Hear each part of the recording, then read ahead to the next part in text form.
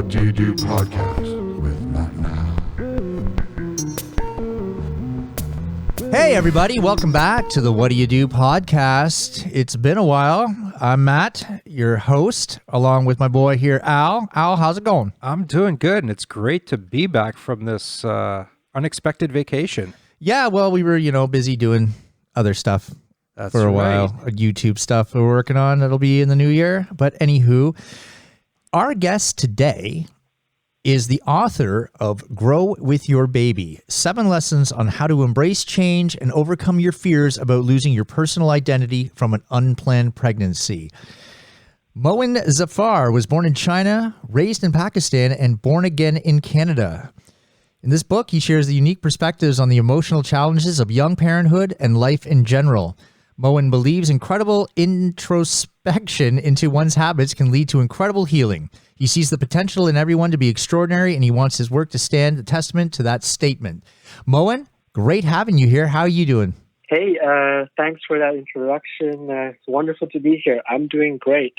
Excited to be here. Nice. So what inspired you to write this book? Ooh, great question.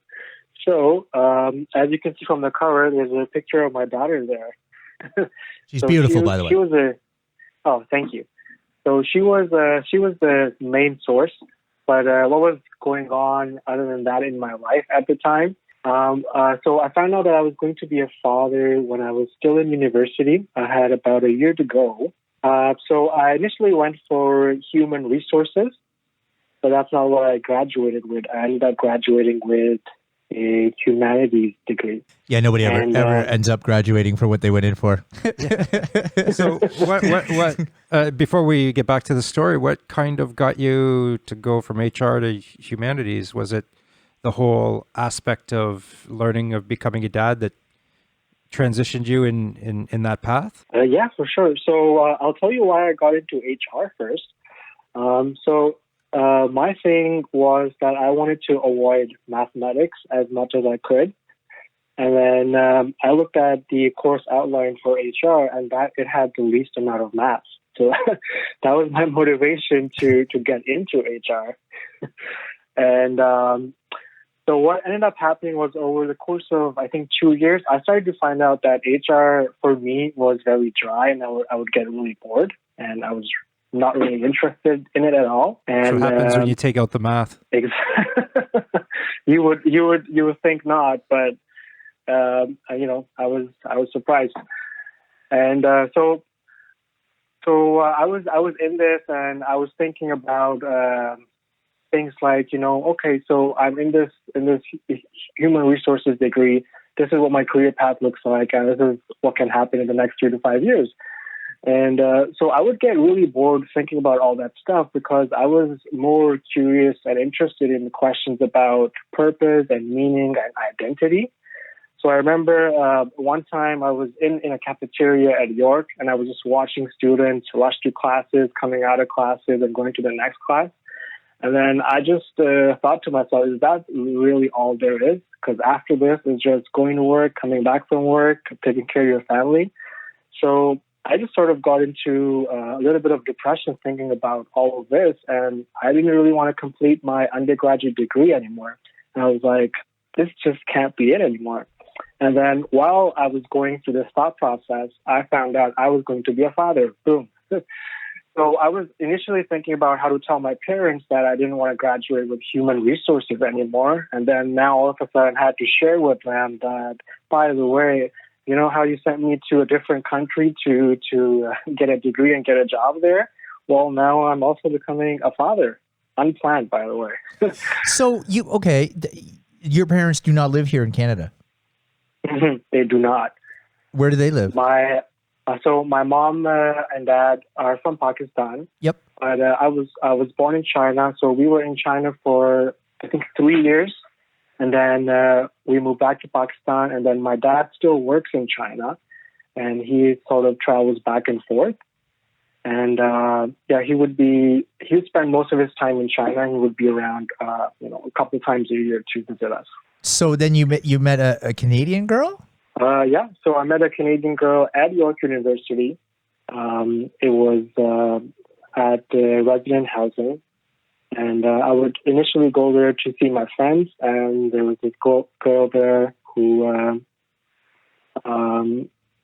was really curious about at first. And then initially we just started we're talking, and there was a party, and we got to know each other better.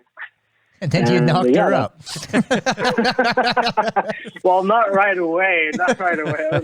That was a year later. But yeah, it did eventually happen.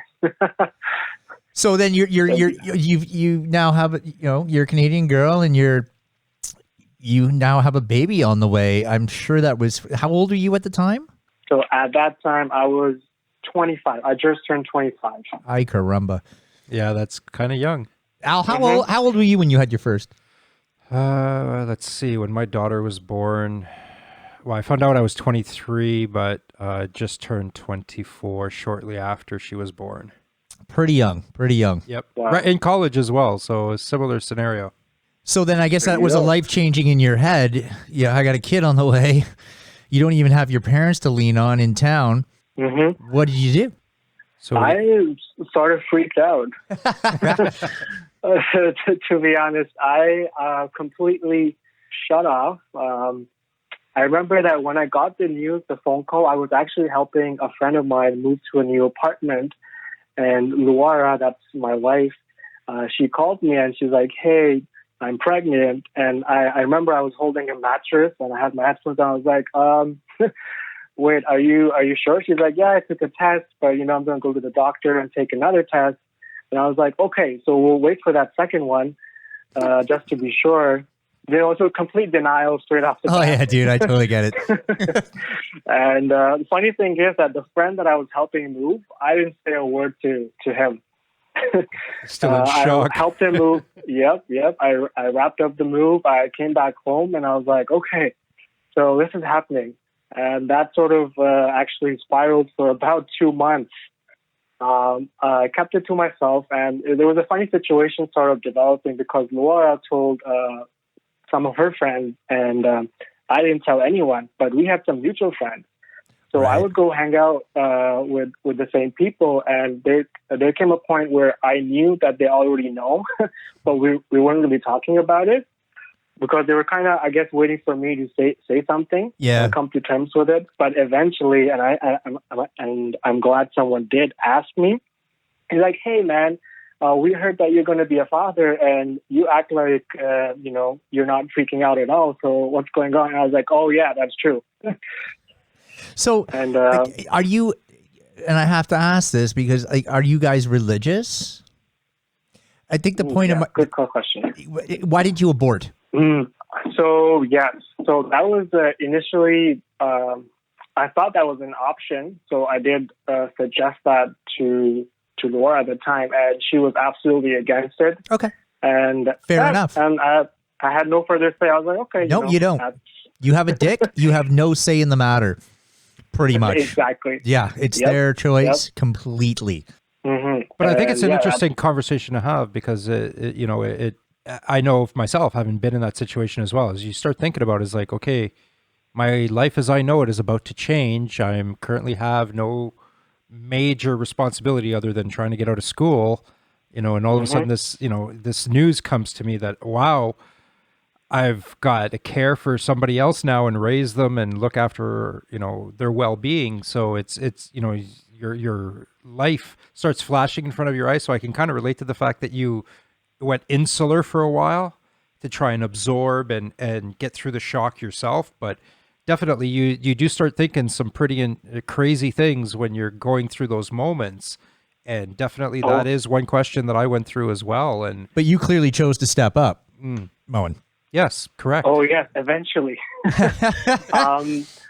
So my biggest fear was obviously my parents, and they sent me to another country to sort of study and make a living, make a name for myself, and and I actually didn't I hadn't finished doing that, and I was still sorting myself out there, and still scared to talk to them even about I'm not sure what I want to do, and then on top of that I had to share this with them. So that was definitely a challenge. That came up when we were, thinking about getting married, and my parents wanted it to be, totally Muslim, and her family, they were kind of more open about it, as opposed to, my family. Yeah.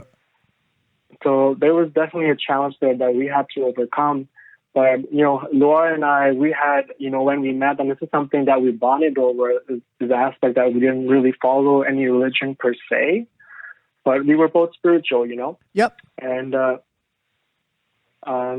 that's how we sort of plan on raising our daughter, letting her know about everything that exists.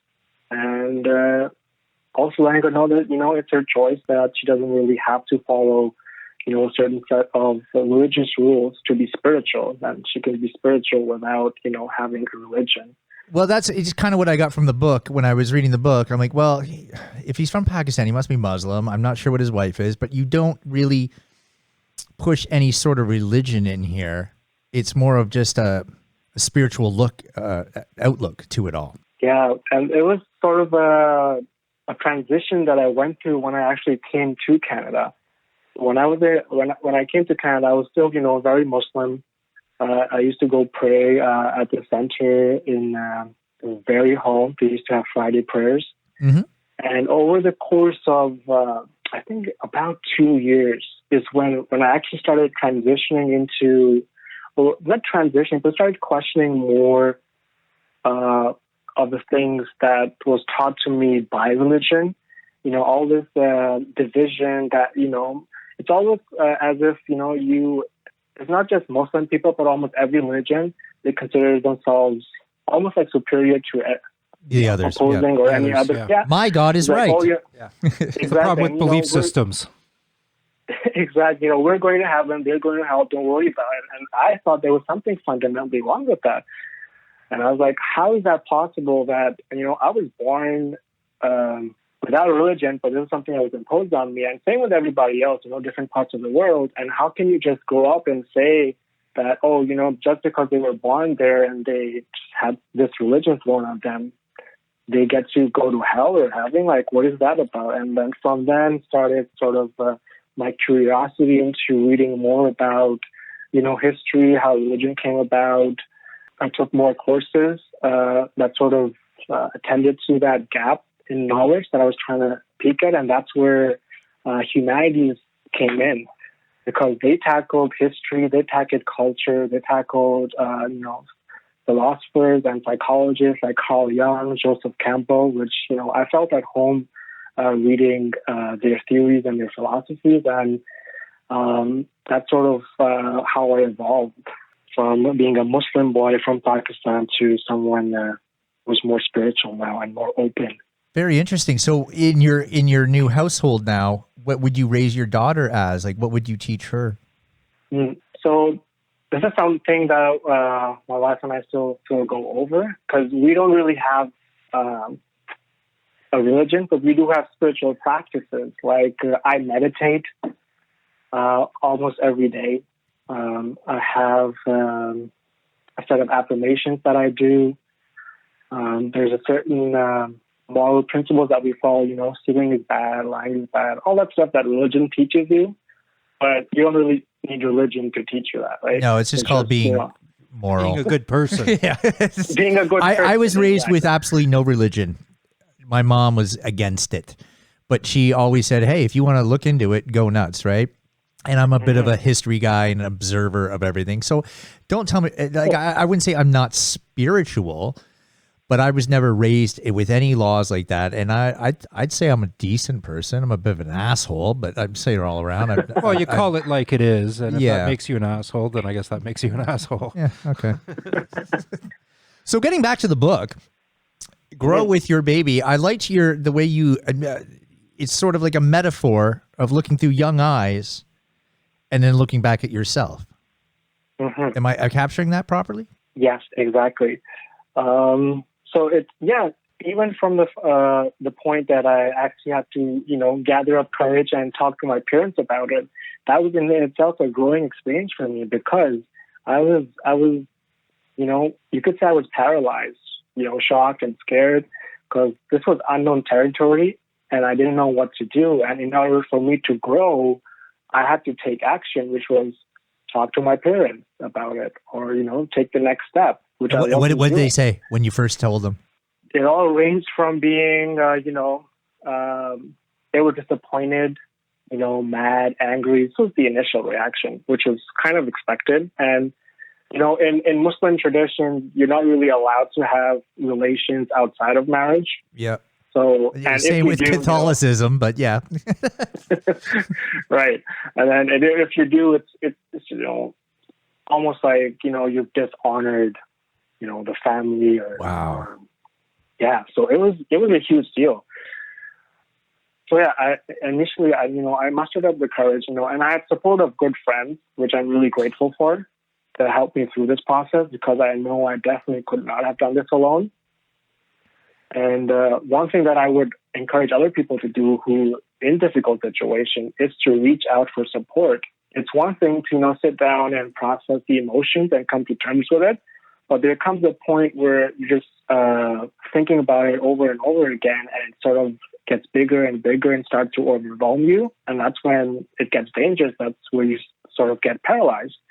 And that's where you need, a good support system of friends and family. And I was lucky because friends reached out to me and got the ball rolling. But yeah, definitely, if you're in a difficult situation, don't think that you have to go do it all by yourself. You can always talk to people, ask for help, and that is in itself a growing experience. Did your parents come around eventually, or they cool with it now? Yeah, they eventually came around. Took them about a month. That's so not bad. I found out I was going to be a parent in August. I told them about September. In October, about a month and a half, and then they took about a month, and we ended up getting married in December. Nice. I'm curious about something. So, Yeah. Your father-in-law, your wife's dad, did he sit down with you and say, "Hey, what are you going to do to take care of my daughter? And you're going to get a job, or did you get that kind of treatment from your in-laws or anything like that?" Because I know me, having a 23-year-old daughter, if she ever came home pregnant, that one of the first things on my mind would be like. Thinking, where is he? And how's he gonna take care of my girl here and stuff like that? So, kind of question to you is like, how did you get any kind of grief or pressure or any kind of drama from your in-laws? You know what? I never really thought about it, but no, I never really got any sort of pressure from them. They weren't like, "Oh, you got to marry my daughter." Or dude, they're Colombian. They can have them disappear. Exactly, right? Her dad, he sort of lived in Colombia on a farm, and he wasn't here at the time, but he came for the wedding. And her mom was here, her brother was here, and she has, her sister and her cousins. So. We actually went camping in, I think about September, and that's when she told everyone of her family. And we went to Algonquin Park. Yep. And we camped out, and that's where everyone found out. And that's where some of them spoke with me, and they're like, "Hey, you're becoming a dad. You gotta be more responsible now. You gotta take care, of Laura and the baby that's coming." I couldn't imagine that at 24, 25, like when I was 24, 25, there's no way. Like I'm 45 now and I still have no kids, but that was a life choice I made where I just, I can barely take care of myself. To actually have the responsibility of a little child would no, I'd fuck it up. Yeah, it's a huge responsibility, man. Even my friends now who think about having kids, I tell them, you know what? Do your thing first. Figure out what you want to do, and kids can wait, or it's your choice, because it is a huge responsibility. I love my daughter to bits, and she's helped me grow so much. Well, the funny thing about unplanned pregnancy is, it's unplanned, and you weren't expecting it, but I haven't yet to meet anyone who's ever regretted the final outcome. So I have a few friends that have had like, "Oh my God, I knocked her up, and we're having a kid now." And for the most part, it changes them for the better, I think. Mm-hmm. I would tend to Yeah. agree with that statement as well. I look in my circle of friends and family and things like that, and myself included. I mean, I agree. It changes you as an individual, and you need to mature very quickly because you now have this responsibility that you can't get out of. Like, this is it for the rest of your life. You're now tied to this person. So you've ruined your life. I mean, you can get out of it if you choose to, because in my circle there have been people who sort of just vanished, disappeared. Eventually, Yeah, that's what my dad did. Hope he hears this. But yeah. But you can run away from it, or you can embrace it. There's a choice there, and depends on how much courage you can muster up, and how much you can face, and how much support you have. But not everyone gets married who has a kid, because that's in it as a commitment in itself. Some people co-parent, some people, have a kid with someone and then they end up, dating someone else. And there's different sort of situations that sort of stem out of it. So the question I wanted to ask you is, so here you are, you're in school, you get the news, you just got back from a camping trip, you made it back from the camping trip. Like, I don't know, Matt, if The Colombians did bury him. the Colombians invited you to go camping after knocking up where? your daughter. Algonquin. Nobody's up there. So congratulations, you made it back from the camping trip, and all of a sudden you now have to cope with graduation, getting all kinds of stuff ready for the upcoming event of having a baby, and all these pressures of life coming at you, I guess almost all in one moment. How did you cope with that kind of pressure? I don't know, to be honest. But it all started, let's see. So after I talked to my parents about the pregnancy, and then it sort of became easier for me to talk about my troubles with the degree that I was doing. They almost seemed like minuscule in comparison to the pregnancy bit. I was like, well, okay. I told them, I knocked this girl up, and by the way, I don't like what I'm studying. So yeah, it gave me an opportunity to basically tell them, put everything on the table. Like, okay, this is all that's going on. This is how I feel. And I changed majors from HR to humanities. I actually had to plan my own wedding by myself because nobody was here. I had my brother here who helped a little bit, but I had to find a space, found a decorator, catering, all that stuff. And I was in my final year of university, so with humanities, that thing started in September. I was going to school, and eventually I knew I had to get a job as well. So I applied for a job at a bank in, I think was it around November, and I landed a job in December. So after I got married, I had a part-time job at a bank in downtown Toronto, and I was going to school, and I was expecting my daughter to be born in April. I was graduating in April, starting a job. So it all seemed like things had aligned up for me in a way. And I remember talking to my friend. There's two friends that are really close to me. I've known them since grade 6. So one of them, he lives in London, England. He flew in, and one of them lives here. And we actually went to the York University together. And he flew in, and they were sort of role models for me because they work hard, and they achieve their goals, do what needs to be done. So I remember I was talking to him. We went to Montreal for a little trip, and I was like, you know what? I think I have to step up now. I have to find work. I have to graduate. And he's like, yeah, man, you gotta do these things, and it's gonna require you to be a bit more disciplined than you have been. And we just had that talk. It was a 2-minute conversation. Nothing insightful was said, just something, it was laid out plain and simple. And after I got married, I just started, doing the work. I think a major shift was, especially the part about studying, that I was actually interested in the courses that I was reading for the first time in my undergraduate career. It's shocking, right? But a lot of us go through studies, trying to satisfy, dreams of our parents. It's peer pressure, or we have an idea of the amount of money we want to make. But we don't really think about, or at least I didn't, that what I'm actually interested in. And like I already told you, that I was actually looking for things with less math. So what do you do right now? Like, what's your job right now?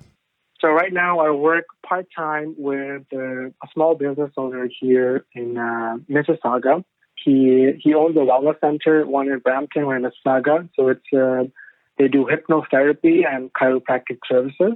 Oh, wow. So I work part-time with them. And how I met the owner of this business, his name is Priyan. He's a really good friend of mine now too. Is I actually went in for hypnotherapy because I needed help. I felt like I needed help with anxiety and getting rid of old bad habits, which was procrastination and other things like that. And I was really into working with the subconscious mind. And I had an understanding of how hypnotherapy worked. And I had never tried it. So I wanted to actually go in on it because it's something that I really believed in. And I wanted to try it out. So this is like you're 26, 27, and you clearly have, you realizing you have issues in your own head, right? Yes. Mm-hmm. And good for you. Like what I did was take more drugs. That seemed to It's one way to go. Yeah. Well, it was a great way to go for a while. My main areas of interest are working with the subconscious mind because it controls 95% of our behaviors and the conscious mind is 5%.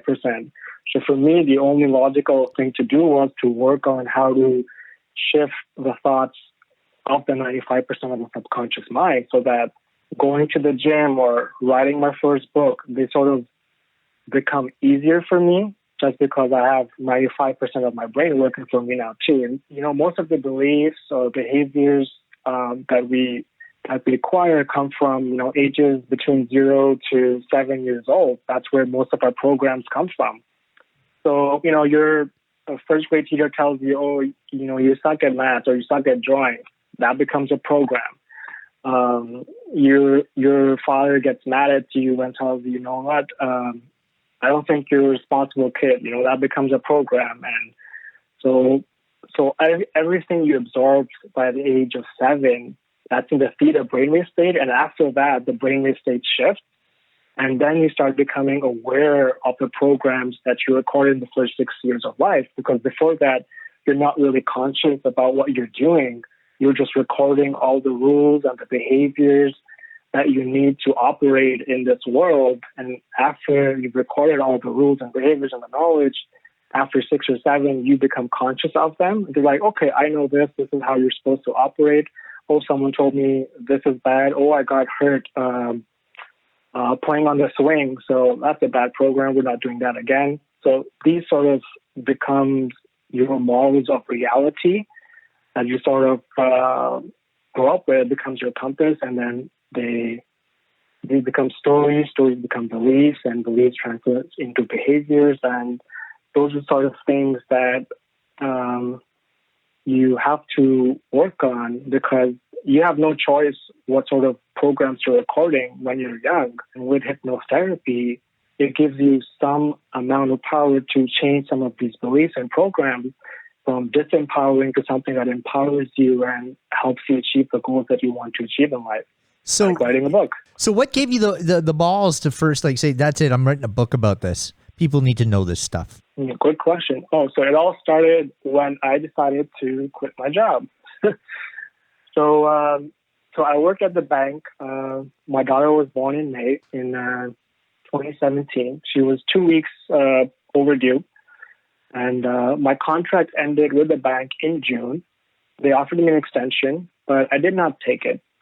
And there's a deeper reason as to why, as opposed to me just being lazy. And that was, so when I was young, my dad was mostly away. Like I said previously, he was in China. We would see him a couple times a week. And so I, as a kid, I was really upset, and I just wanted to spend time with my dad, and I wanted him to be there.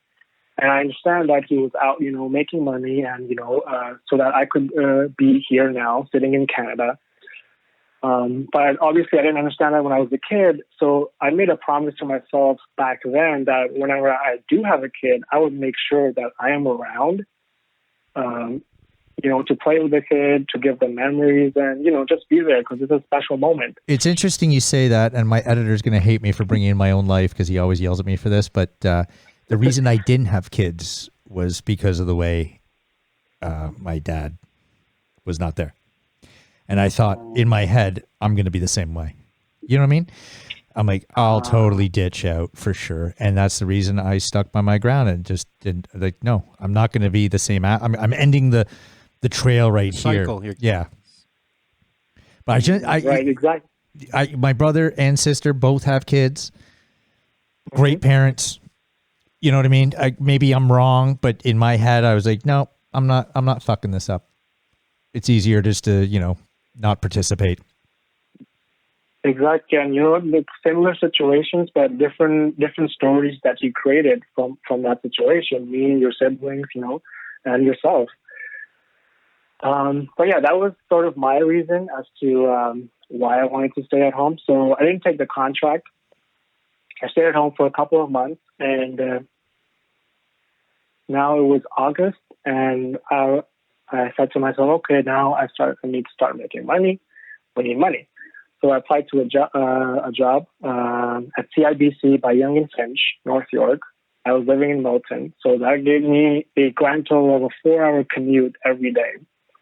So I enjoyed it for a bit, but I think 4 or 5 months into it, the routine was sort of working out in a way where I would see my daughter only for an hour each day. And I was getting really sad just thinking about that because this is my firstborn baby, and I'm never going to have a first baby again. And I was like, I have to spend more time with her. I need to. This is a promise that I made to myself.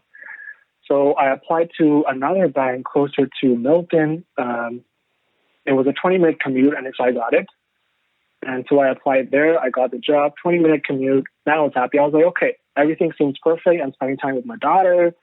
My commute is shorter. Everything seems to be working out. But 2 to 3 months into that, I noticed that whenever I would get close to work, I would start feeling really, really anxious before getting in. And that anxiety sort of grew over the span of 2 to 3 months. And eventually, I remember one time I was working out at the gym.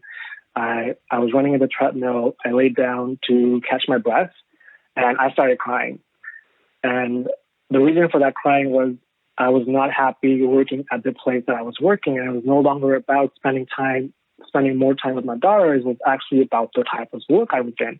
And at that point, I knew I had to leave the work that I was doing. So I went home. I talked to my wife, Laura, who was, incredibly supportive, because any other person telling their wife they're going to quit their job and don't know where the money's coming from, I think that's a difficult conversation as is.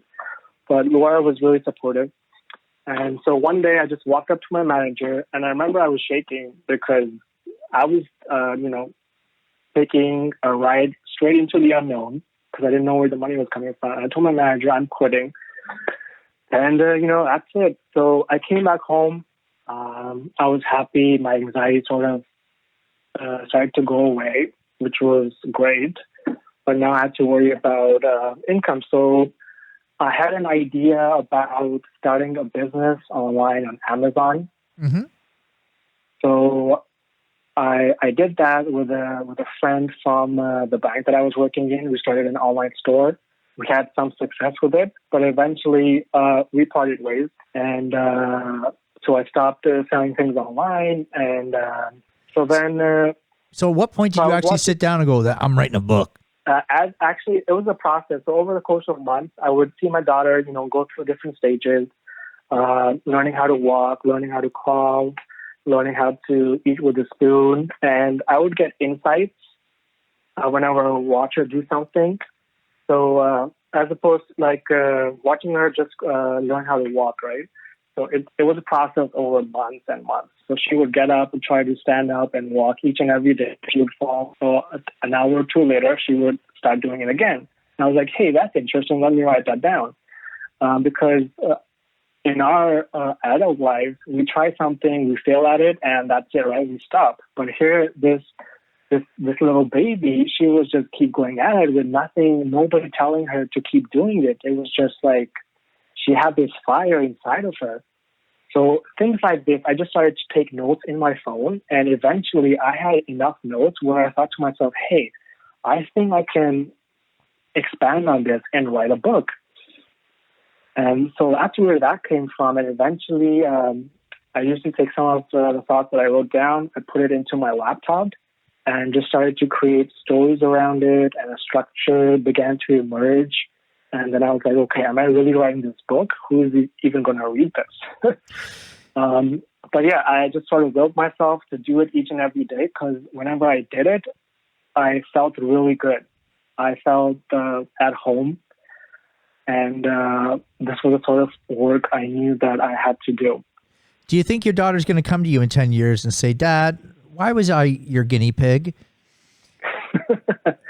I'm hoping that she says that, Dad, I'm really proud of you. Okay. Other than the guinea pig part, although it's a possibility.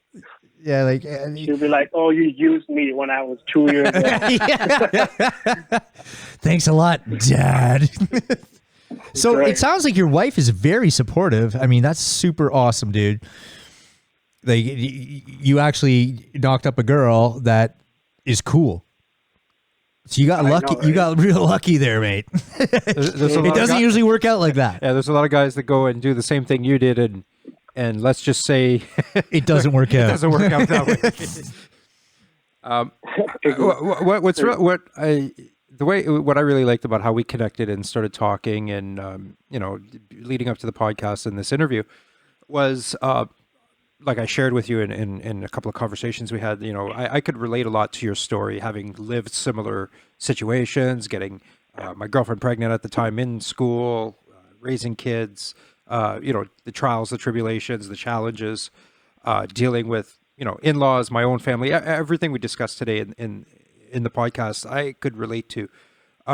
What I think really surprised myself and Matt was how you were able to go down this bigger journey and going inwards, reflecting inwards upon yourself and realizing, okay, I make promises to myself. I want to do good things so that I don't repeat mistakes of the past.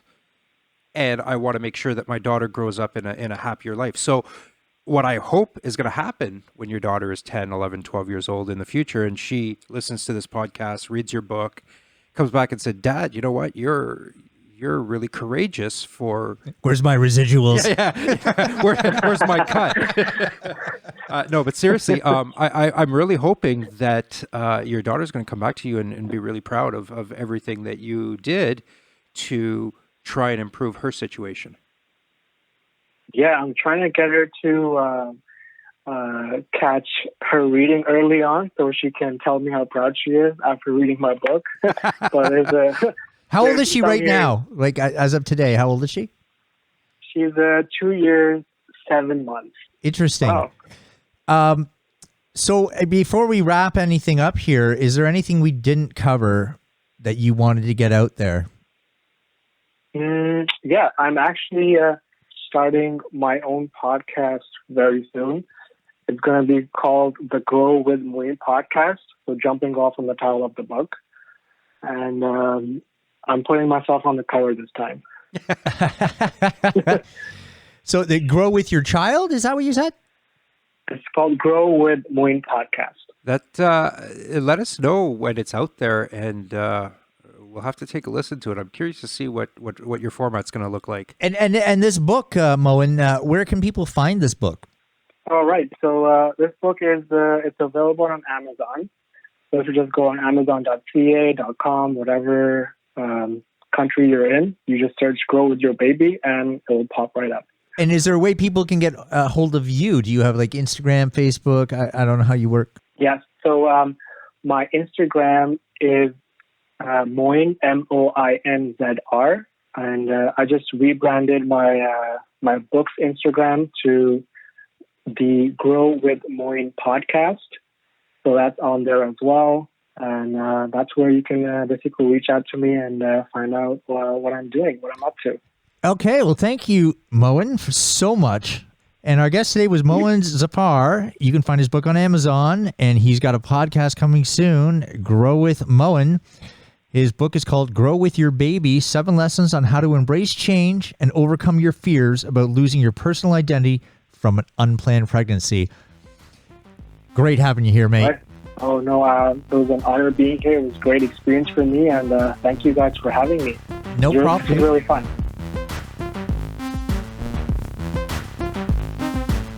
The views and opinions expressed on the podcast do not necessarily reflect those of the Jam Production Company, its affiliates, and/or its partners.